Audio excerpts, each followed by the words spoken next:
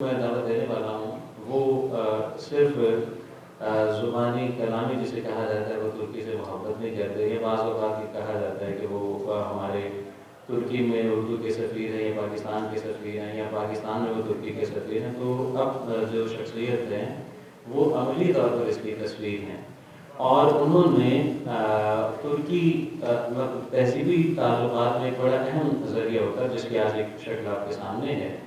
تو ایسی ہی ضرورت یہ بھی تھی کہ ان ترکی کے جو معروف ادیب ہیں اور پڑھے لکھنے والے ہیں جو اب نوبل انعام تک حاصل کر چکے ہیں ان کی تحریروں کو اردو میں منتقل کیا جاتا ہے. اور یہ کام جو ہے اور اس کی ترویج و اشاعت بہت ضروری تھی. تو اپنی نگرانی میں یہ کام کروانے والے آپ سب کی بھرپور تعلیم میں فروخ سہیل ہوئے.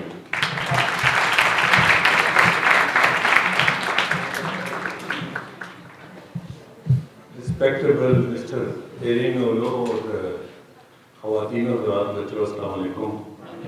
آپ کے صبر کی داد دیتا ہوں, بور نہیں کروں گا آپ کو, اس لیے کہ میں استاد آمن کا ایک شعر ہے, اسٹیجاں پہ ہوئی ہے تو سکندر ہوئی ہے, اسٹیجوں تھلے ہوئی ہے تو کلندر ہوئی ہے, پھر ہو جائے حکومت والا انہیں بھی کلندر ہوئی ہے. اور میں چونکہ اسٹیج کا آدمی رہا ہوں گفتگو کے حوالے سے, میرے لیے مشکل نہیں ہے کہ پہلے لوگ بات کر کے اور اب کرنی مشکل ہے. وہ آریٹری کیا جو اسٹیج پر جا کے کہ جو میں کہنا چاہتا تھا وہ بات ہو گئی. آریٹر تو وہ ہے جو میتھ سائیکالوجی کو سمجھے. تو مجھے پتہ ہے آپ تھکے ہوئے ہیں اور آپ واٹس ایپ کے ایج میں پیدا ہوئے ہیں. آپ یقیناً تقریریں سن کے گفتگو سن کے یہ سمجھ رہے ہوں گے کہ محمد عاقف اور علامہ اقبال واٹس ایپ پر رابطے پہ تھے, ٹیلی فون ہوتے تھے. لیکن ڈاکٹر انیلا سلیم کی گفتگو کے بعد مجھے امید بندی کہ ہم تقریری مقابلوں میں شامل نہیں ہو رہے اس طرح کہ انہوں نے تحقیق کی بنیاد پر باتیں کی ہیں. ہمارے ہاں پاکستان میں افسوس سے, میں چونکہ کھلی بات کرنے والوں میں سے ہوں, ہم یہاں ہسٹری کو گلوریفائی کرتے ہیں, یہاں ڈی گلوریفائی کرتے ہیں. ہم تاریخ کو ایک انتہا پر پہنچا دیتے ہیں, اس کو خوبصورت اپنی عظمت کو بیان کرتے ہوئے.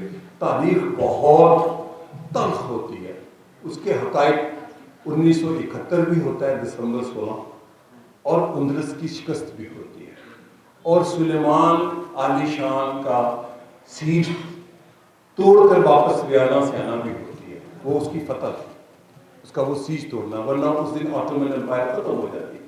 تاریخ کو جیسے ڈاکٹر انیلا سلیم صاحبہ نے بیان کیا, محمد عاقف, یہ ایک زمانے کے لوگ تھے, لیکن یہاں بھی تقابل مختلف ہے ترکی اور پاکستان کا.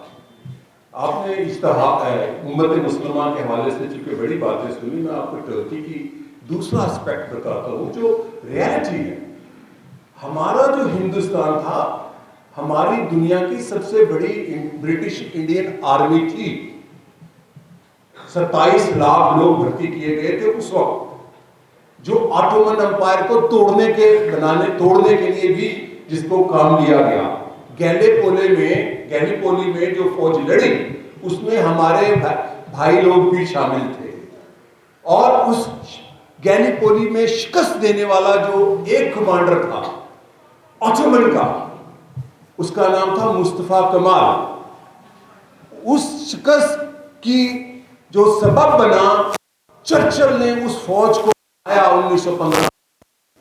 وہ جو اینزیک آرمی تھی, چرچل جیسا مائنڈ سیٹ تھا. ہماری برٹش انڈین آرمی وہاں پر آٹومن امپائر توڑنے گئی تھی, یہ تلخ حقیقت ہے. اور جس شخص نے اس امپائر کو توڑنے کے خلاف مزاحمت کی اس کا نام تھا مصطفیٰ کمال. اس کو پھر پاشا, مصطفیٰ کمال پاشا کہا گیا, اور پھر اس نے 6-7 جنگیں لڑی جو ترکی میں آج باپ کی حیثیت رکھتا ہے. باپ کہتے ہیں آتا ترک کو, ہمارے کچھ اور کہتے ہیں. ہمارے یہاں پروپیگنڈا تاریخ کو جیسے مسخ کیا گیا ہے, اسی لیے کہ ہم ترکی کا آج بھی نہیں جاننا چاہتے, 100 سال بھی جاننا نہیں چاہتے. ہم ترکی کو کوئی ایسی شکل پیش کرتے ہیں کہ وہ افغانستان ہے. وہ افغانستان نہیں ہے, وہ جدید ترکی ہے. وہ محمد عاقف ایرسوئے کا ترکی ہے جس کا قائد مصطفیٰ کمال پاشا اتا ترک تھا، غازی مصطفیٰ کمال پاشا اتا ترک، جس نے برٹش انڈین آرمی کو بھی شکست دی، چرچل کو بھی، فرانس کو بھی، اٹلی کو بھی، یونان کو بھی، برطانیہ کو بھی۔ محمد عاقب اس وقت اس فوج کا سپاہی تھا جس کا سردار مصطفیٰ کمال پاشا اتا ترک تھا۔ ہمیں ہسٹری نہیں پڑھائی جاتی، کہانیاں اور شعروں میں گم کر دیا جاتا ہے۔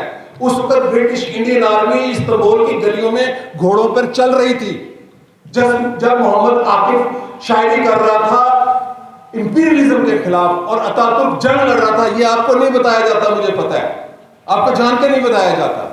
اور اقبال یہاں پر اس آزادی کی تحریک کے ساتھ تھا جو برٹش انفلوئنس کے خلاف تھی۔ یہاں پر کلونیلزم اپنی پیک پر تھا اور کلونیلزم ہمیں اپنی فوجوں میں بھرتی کر کے آٹومن امپائر توڑنے کے لیے استعمال کر رہا تھا۔ غزہ جس میں آج ہم رو رہے ہیں، اس غزہ کا جو زوال ہوا تھا یروشلم میں، اس وقت جو گھوڑے قیادت کر رہے تھے ان کی باغوں پشتوں کے اوپر ہمارے برٹش انڈین آرمی کے سولجر بیٹھے ہوئے تھے۔ یہ ہے حقیقت۔ اور محمد عاقب اس فوج کو شکست دینے کے لیے اس فوج کا فکری سپاہی تھا جس کی قیادت مصطفیٰ کمال پاشا اتا ترک کر رہے تھے۔ یہ حقائق ہیں۔ ہم کیوں ادھر ادھر کی خوبصورت تقریریں اور باتیں کرتے ہیں؟ ڈاکٹر انیلا سنگھ نے ریشنل باتیں کی۔ میں اس شخص کو ملا ہوا ہوں، ظفر حسن ایبک، اس گورنمنٹ کالج میں پڑھتے تھے، ٹین ایجر، آپ کی عمر سے چھوٹے تھے، سب سے آپ کے حال میں بیٹھے ہوئے سب لوگوں سے چھوٹے تھے، جو عبید اللہ سندھی کے ساتھ لڑنے کے لیے کابل گئے اور کابل سے سوویت یونین گئے، سوویت یونین سے آخری پناہ گاہ ان کی استنبول تھی، مدد لینے کے لیے، آزادی کے لیے۔ عبید اللہ سندھی کے اسسٹنٹ ہوئے، روس میں وہ چچرن سے ملے، سوویت یونین ہوتا تھا چونکہ برٹش انڈین آرمی کے برٹش کے خلاف تھا۔ وہ ظفر حسن ایبک سیکٹری تھے، میں ان کو ملا ہوں، 89 میں ان کی ڈیتھ ہوئی۔ عبید اللہ سندھی کے وہ اسسٹنٹ تھے اور وہ اس خان کا سرائے ہند میں رہتے تھے۔ ہم سارے جاتے ہیں استنبول، کہتے ہیں وہی لو ٹرکی، کیا سیکھتے ہیں ہم ترکی سے؟ لو ٹرکی پتہ کچھ بھی نہیں ہوتا، سوری ٹو سے، میں اپنے نوجوانوں کو بھی کہتا ہوں۔ وہ عبید اللہ سندھی جو اتا ترک کو ملے ہوئے تھے اور ان کے مرہون ملت تھے، آزادی کی جنگ کی قیادت کر رہے تھے، جنہوں نے اس بر صغیر کا پہلا آئین لکھا تھا آزاد ریاست بنانے کے لیے، عبید اللہ سندھی نے۔ اور کہا جاتا ہے اقبال کا خطبہ بھی انہیں سے انسپائر تھا، وہ بیٹھ کر انہوں نے ترکی میں لکھا۔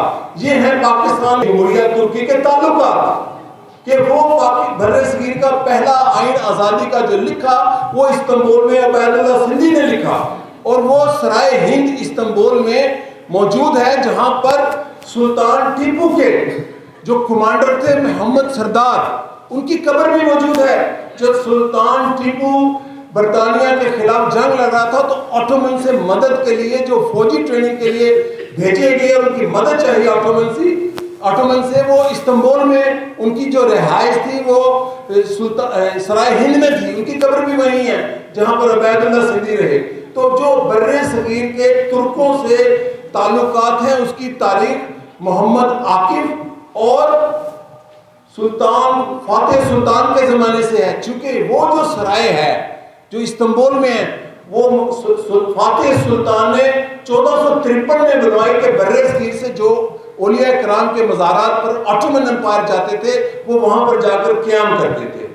اب یہ جیسے ڈاکٹر انیلا سلیم صاحبہ نے یہ بڑی ریشنلی گفتگو کی ہے، یہ ویژن ہوتا ہے۔ محمد عاقب کا بھی وہی ویژن تھا اور اقبال کا بھی وہی ویژن تھا، دونوں کلونیلزم کے خلاف تھے۔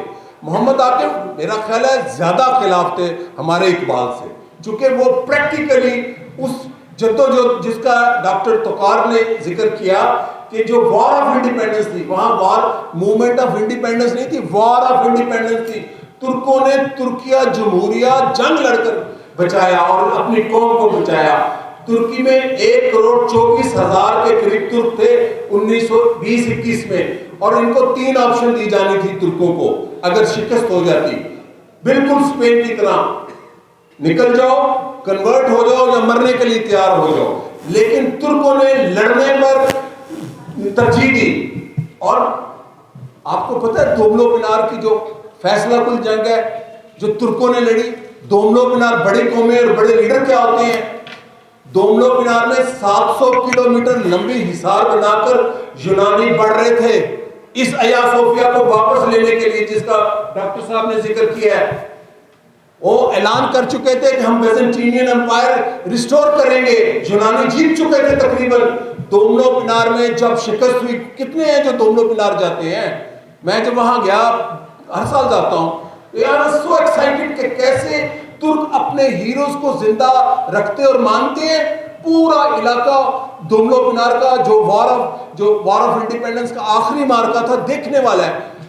جب وہاں پر کمانڈر مصطفیٰ کمال پاشا کو یہ اطلاع ہوئی کہ یونانی کو شکست ہو چکی ہے، یہ تاریخ کی باتیں نہیں ہیں، یہ ڈرامے کی باتیں نہیں ہیں، اس کی تصویریں حقیقت موجود ہے، ابھی انٹرنیٹ پہ کھول لیں دوملو مینار۔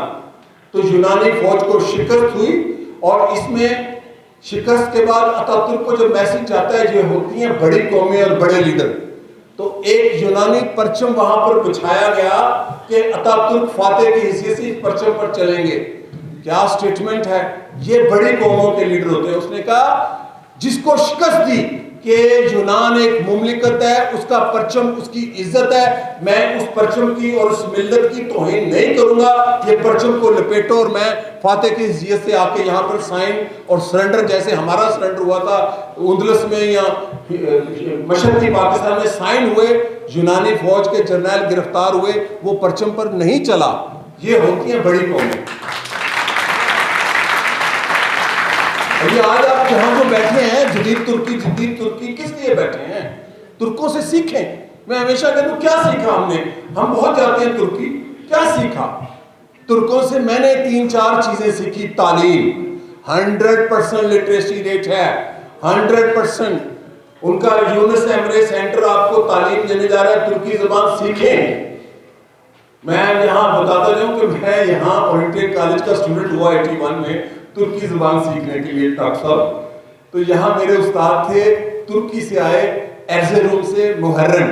تو وہ نہ ان کو اردو آتی تھی نہ انگریزی آتی تھی، وہ ہم ترکی زبان سیکھتے رہے۔ تو مجھے ایک ہی لفظ یاد ہو گیا جو ابھی تک یاد ہے، ترکیچی بالمیورم۔ تو میرے علاوہ باقی کلرک یہاں استاد تھے۔ تو میری آپ سے استدعا ہے کہ ان بچوں کو ترکی زبان ضرور سکھائیں، اور آپ کو پھر پتہ چلے گا کہ ترکوں نے یونس ایمری سینٹر نام کیوں رکھا ہے۔ یہ بات کسی دن پھر کروں گا۔ یونس ایمری سینٹر نام کیوں رکھا ہے ترکی نے اپنے کلچرل سینٹر کا؟ رومی کیوں نہیں رکھا؟ دس از ویری امپورٹنٹ۔ چونکہ ترکوں کا شاعر یونس ایمری ہے، اس نے جو شاعری کی وہ شاعری آج بھی رومی سے کم نہیں ہے، وہ شاعری کسانوں، دہقانوں اور روحانیت پر مبنی ہے۔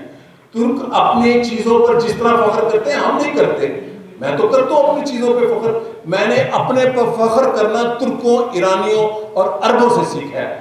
وہ اپنے پر فخر کرتے ہیں، ہم سیلف ہیٹرڈنس کا شکار ہیں، ہم کم نہیں ہیں ترکوں سے۔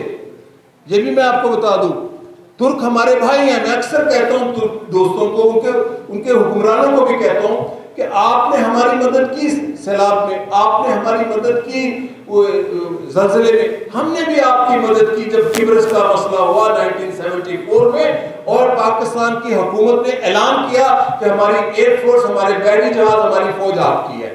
تو ہم ترکوں کے دوست ہیں، ترک ہمارے دوست ہیں، لیکن ہم ترکوں سے سیکھتے نہیں ہیں۔ ہم تاریخ کے اندر گھر بناتے ہیں، ترک تاریخ سے سیکھتے ہیں۔